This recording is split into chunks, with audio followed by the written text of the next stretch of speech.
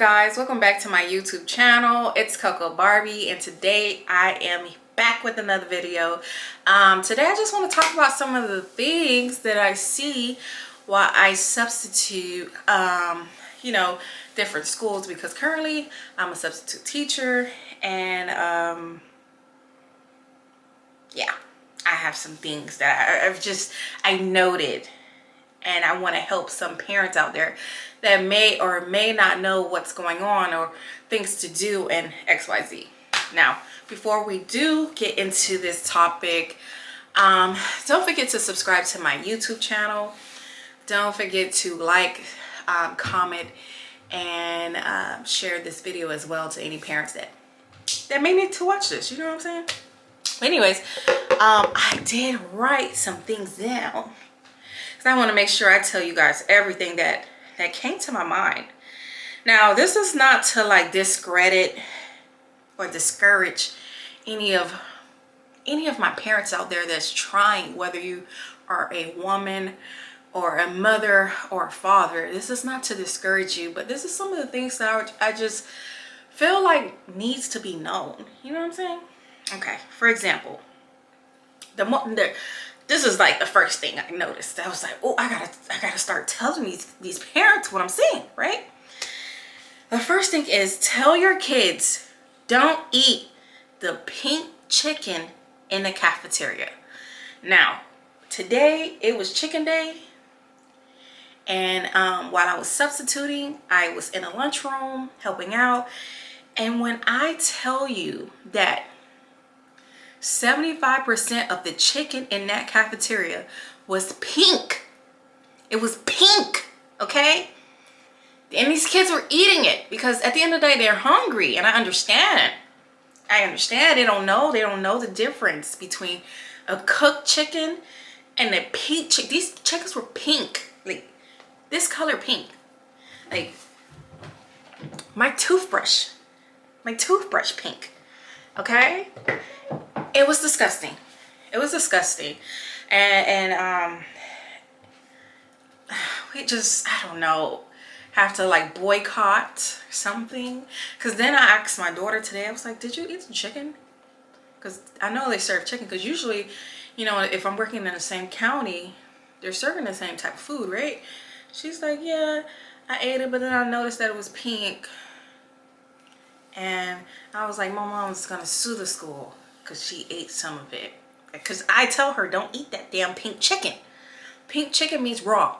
Raw means uncooked. Uncooked means bacteria. And that is disgusting. And then you can die.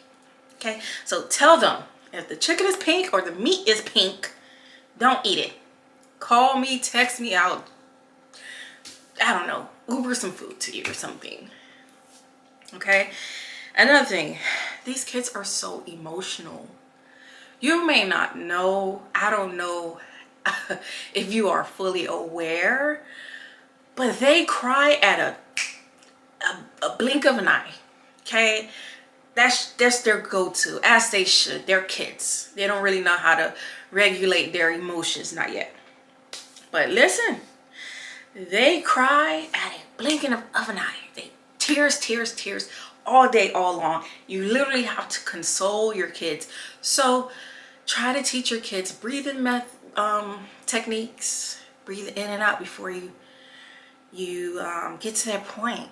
You know what I'm saying? Because being a kid is hard. Okay, I know being an adult is hard, but being a kid is hard too.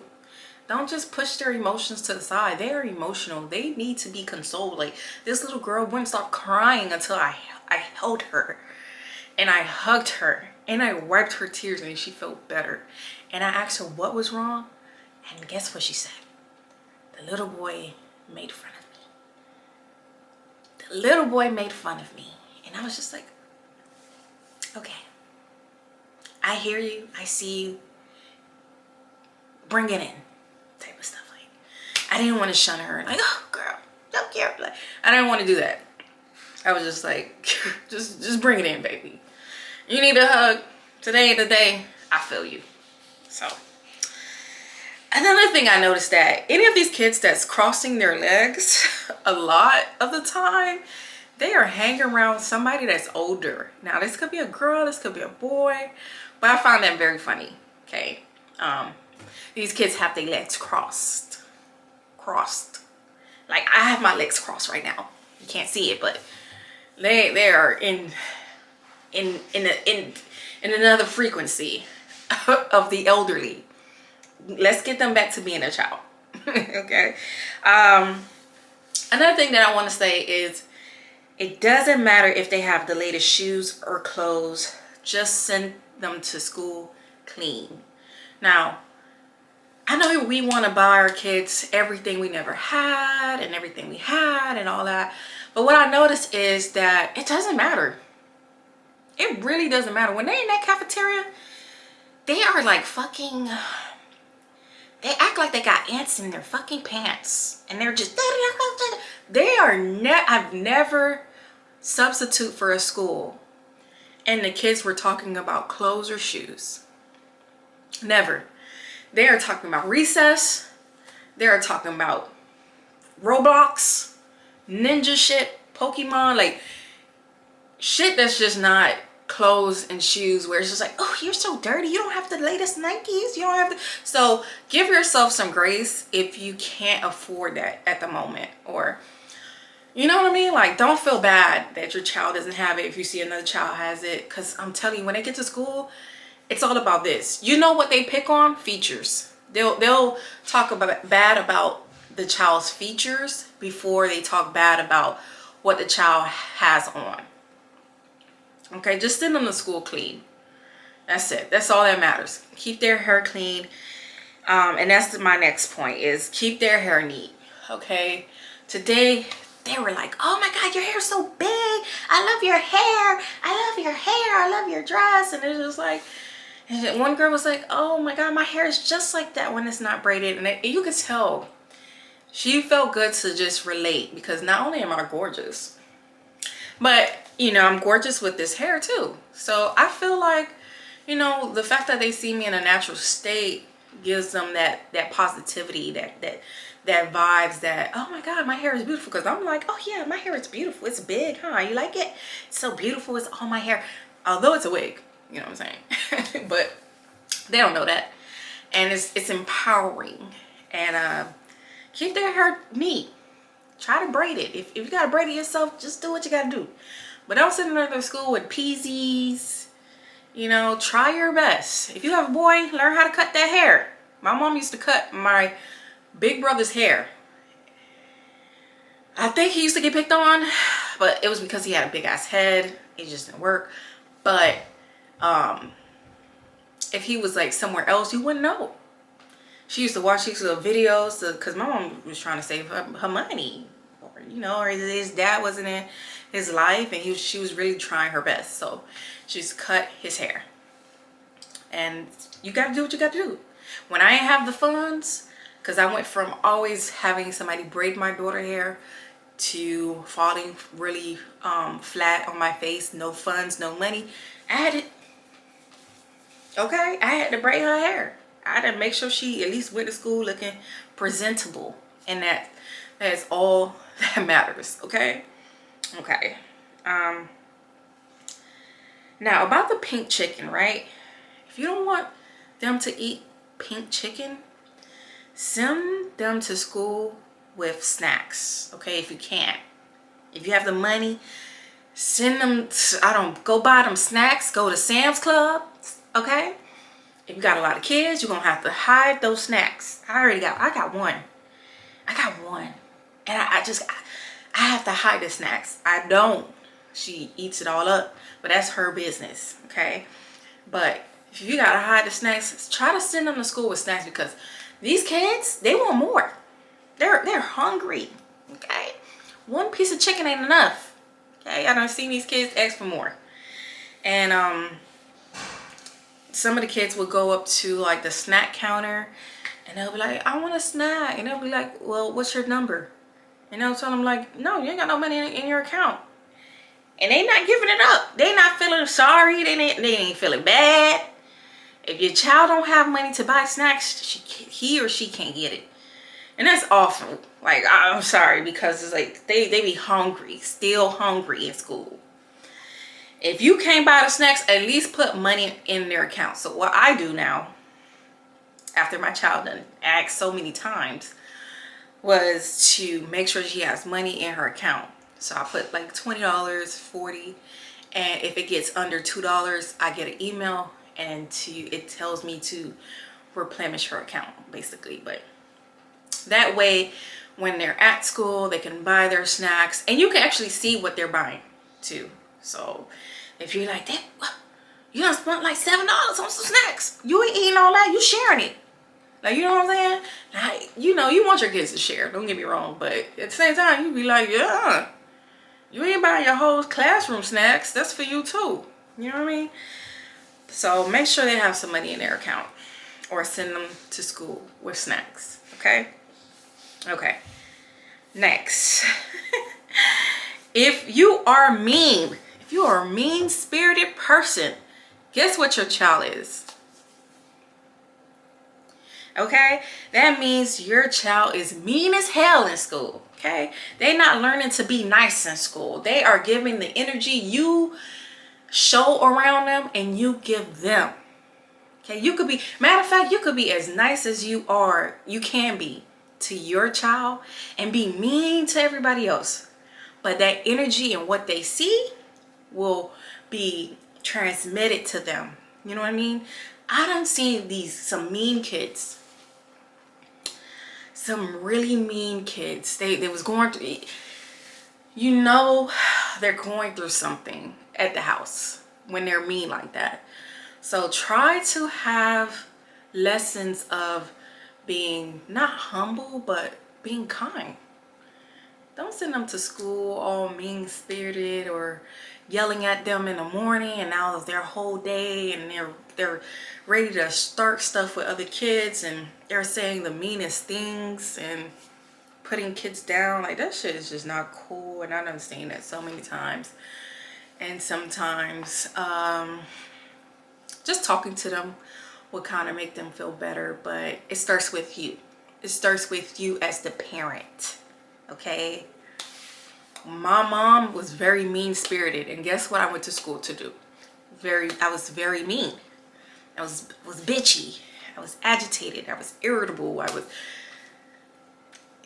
was ruffling feathers when I didn't have to. And it's because I seen my mom do it. She was doing it to me, and it was just like, this is me. I always had attitude. It starts with you. Okay, they're not going to learn from somebody else to be nice, to be kind.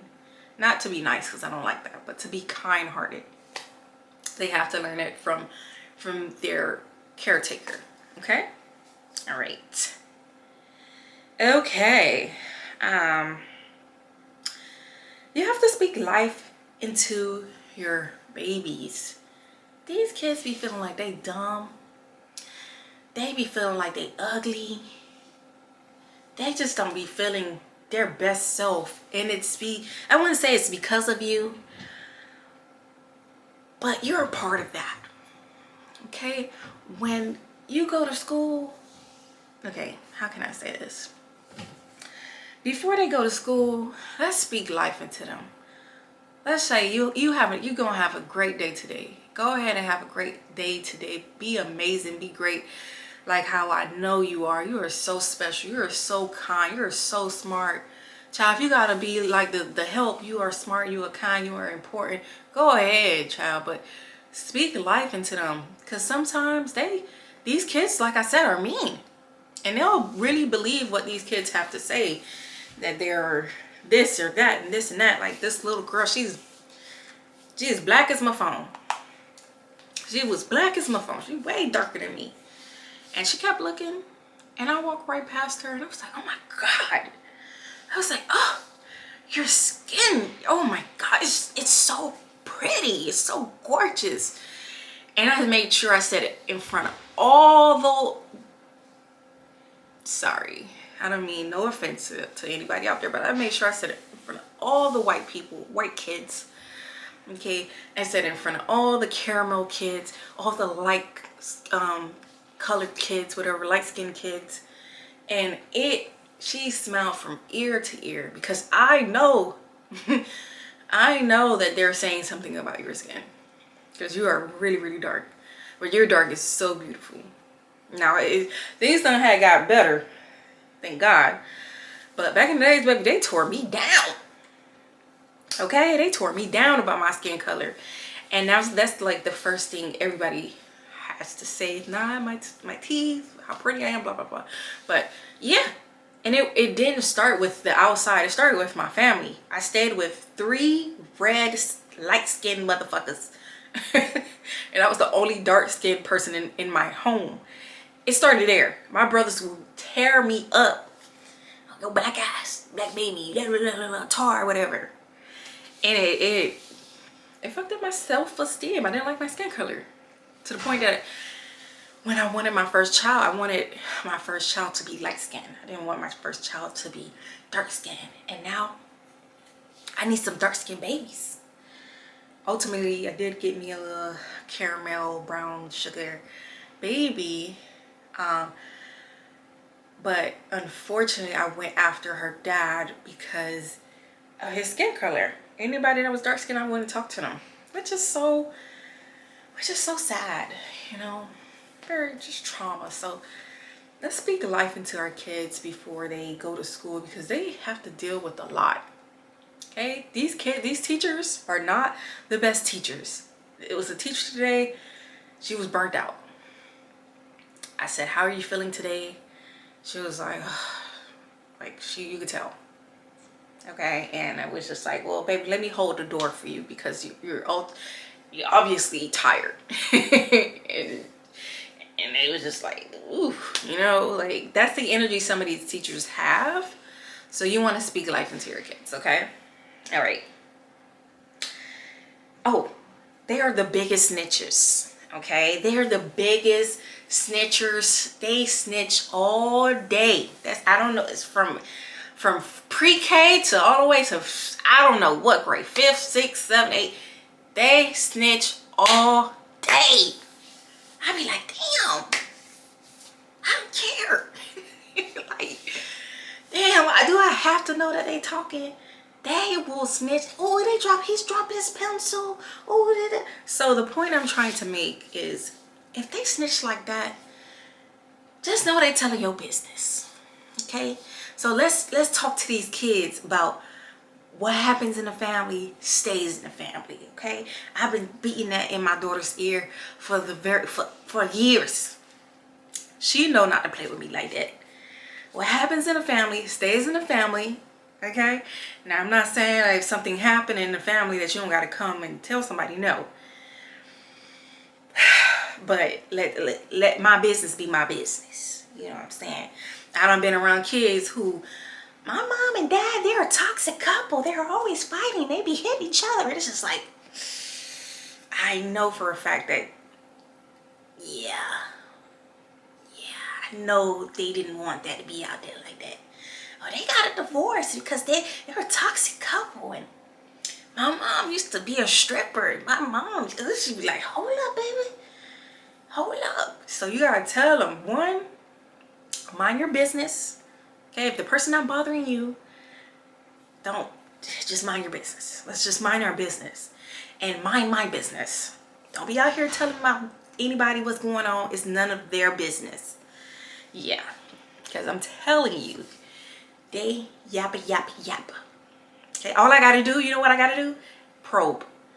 All I gotta do is have probing questions, and they're gonna go like this. They're gonna do this word vomit. Oh, my mom. Oh, we stay on blow-up beds. Like, I just asked you what's been going on at home. Like, damn, you know what I mean? So yes. Okay, a question I want to ask you guys is, did you lie when you were younger? Did you? If the answer is yes, then what the hell makes you think that your kids ain't lying? Huh? I got a little liar over there in her room. Baby, she will grow out of it. Because kids are just, I wouldn't say they're meant to be liars, but They're liars. They are fucking liars. They don't want to get in trouble. And it's just because of the consequences that they don't want to face. Okay? Who wants the ass whooping? I don't. Who wants their phone or DS whatever to be taken away? Who wants to not watch TV? Okay? So they're going to do whatever they need to do to make sure they can just stay surface level and get whatever they want and can like pass. So a lot of these kids, a lot of parents just think their kids are angels. No. It's a scientific fact that if you love somebody unconditionally, or you have a great love for them, you are prone to disrespect, to abuse them. It's another word that they use, but you are more prone to abuse and disrespect them. Okay? There's things that I know my daughter's just comfortable. She loves me. She knows that I'm going to give her grace. So she's going to push those buttons. She's going to say what she want to say. It's certain things. No. But it's just certain things that they're going to do, you know, because they have that grace from you. And it's certain things they're going to do to a teacher because they have that grace from that teacher sometimes. So I need you to sometimes hear when a teacher is speaking about your child. I don't think some teachers, now some, be like, oh, today's the day that I'm going to pick on this child. I don't think they operate like that. For example, my child has an attitude problem. She gets it from her mama. Okay? I got it from mine. So when she don't feel like doing something, she don't feel like doing something. She don't feel like doing reading, she don't feel like reading. She don't feel like playing. She don't feel like it's hard for her. And if you force her, or she's regulating on that frequency of attitude, then that's exactly what you're gonna get. And her eyebrows go like this. And she pissed. And yeah, so when her teachers reach out to me and it's like, Ariana had a bad day today. She was being disrespectful. She was rude. She just wants to do her own thing. I'm not going to be like, oh, nah, that's not true. Not always. Sometimes I felt like she has reached out to me on times where I feel like, girl, did I really need to know that? You couldn't handle that yourself? I felt like that before. Like one time her phone rang in class and I asked her, does it always ring? And she was like, no. So how the fuck is you let me know that it rang one time? Just tell her to put it on styling. But those times when she's like, oh, child, Ariana was just, whoo, child, that was a woman right there. I believe her. Because I get that sometimes. So, please. Please. Okay? Your child is no angel. If your child is a devil in that house, what the fuck make you think that damn child is an angel at school? Okay? Especially if he or she does not get their way. That's all I'm trying to say. Let's move on. Okay? Wash your child's book bag. If you got a washer and dryer, you are blessed. Now take that that book bag and go put it in that washer and dryer. It's gonna look new. Some of their book bags is just like, wow. And it's not their fault. Their teachers tell them to throw it in, and it's on the floor, and they're stepping over it. They're a child, but it's your responsibility to get that book bag and go wash it. Even if you gotta wash it by hand. If you don't have a washer and a dryer, wash it by hand. Okay? Try to do it once a couple of months. It doesn't have to be once a week, once a month. I do hers once every couple of months when I see like it's like, ooh, you know what I mean? Wash their book bags. Another thing, wash their ears. Clean their ears. I can't tell you how many times I've seen kids go to school with the nastiest, waxiest, dirtiest ears. Clean your child's ears. Okay? There are some teachers that will tend to the cleaner child more than they will tend to the dirty child or a child that is unclean. You want them to, no matter what, if your child is good or bad, kind of tend to that child. And you kind of put them in that place if you just clean their ears, clean the gunk, make sure they're brushing their teeth, clean their tongue, get them like a tongue scraper, right? So let me show you. I got Ari a tongue scraper. I have one as well. If they don't know how to wash their tongue, give them little mechanics. Give them a spinning brush. They're gonna want to brush their teeth a little bit more. Get them a little water floss. A lot of these stuff for like $20. Not mine, but so yeah, a lot of these kids, if you give them the tools, they will use it. The power brush, the water toothpick, floss, the water floss, the tongue scraper. My baby enjoys brushing her teeth because she just to use these fancy little things. I don't know what it is, but it's kids, you know? So, let's see, is there anything else? And that's about it. It's not really much. I think a lot of you parents are doing a wonderful job. You don't have to be too hard on yourself. It's not that deep. But those are like my little tips and little bits of what you can do as a parent. And those to me are minimum. I didn't say spend money, go out, go buy all this stuff, go do all this, go take them places and go all over the world. Those are literally stuff you should be doing. You know, speaking wisdom and speaking life and wisdom into your kids. Grooming them to become the best version of themselves they can possibly be.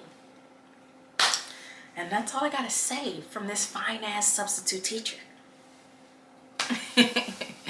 Anywho, so I hope you guys enjoyed this video. Thank you for watching. Comment down below. Let me know if I'm missing anything else. Hopefully I'm not, but I'm definitely open to hearing some of your suggestions or whatever the case may be. But yeah, let me know. Comment down below. Like this video. Share it. Share it to parents. Because this is me from the teacher's point of view. Yes, I'm a sub, but I can also become a teacher at any time. But I'm also an engineer, so I'm doing both jobs. So I'm just putting my little 2 cents in, you know what I'm saying? I'm just trying to help you out. And that's about it. So again, thank you for watching this video, and I'll catch you next time. Bye.